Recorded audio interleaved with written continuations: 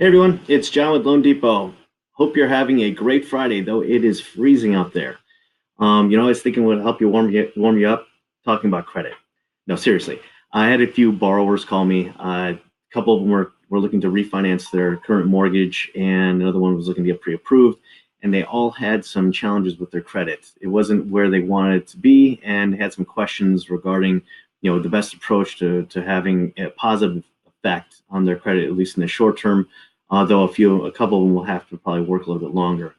And no, though this isn't credit counseling, I'm not going to say anything about how to improve your credit from day one, and tips to increase it by 50 points or anything like that. I will just say some basic habits to get into, which will have certainly have a positive effect on your credit scores. Um, a couple of the borrowers, they didn't have too much in terms of a credit history. And right here, I'm showing this document that we keep at Loan Depot for first time home buyer seminar. I thought it'd be good to show everyone because it does give a nice overview, very high level breakdown of what affects or what is the basis of a person's credit profile. And as you can see here, the large chunk of it is boiled down to payment history. Having a clean payment history on your credits accounts will go a long way because, like anything, it's based on a calculus, and the more data that your credit the bureaus have on you, and the fact that that data is positive in terms of the effect on your scores, then the bigger impact it will have in your credit scores to keep it near that theoretic 850 mark, which I don't think anyone has that 850 score, though that's something obviously you should strive for.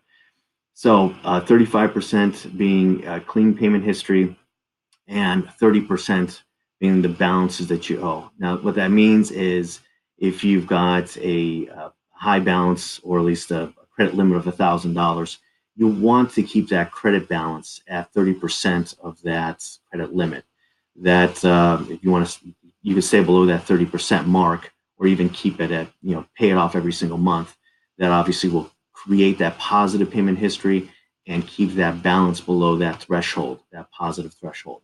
So those are the two biggest factors. And with the three folks that I spoke with, they each one of them fell into those first two. One, just he had one credit card, and that one credit card was maxed out because of a recent holiday purchase. So in his case, I said if you could open a couple other credit cards, and try to keep those balances at 30% or lower, that would be very beneficial to him.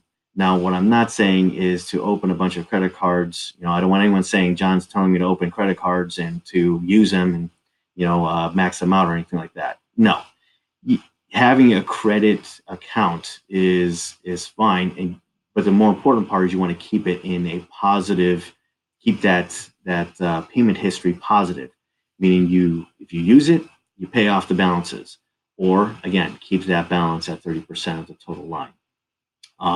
As well as the other borrowers that I spoke with, they had plenty of credit history, many credit card accounts, but they only use one card. And again, it was the holidays, so that one card got maxed out, even though the other lines they had were all zero because they just didn't use those cards very much.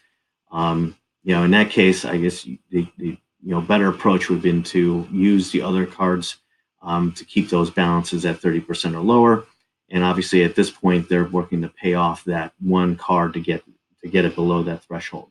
So anyway, if you have any other questions or like to discuss anything regarding your credit profile, or how to optimize your credit profile to qualify for a mortgage, give me a call, shoot me a text, or send me a private message. Otherwise, have a great weekend, everyone. Take care.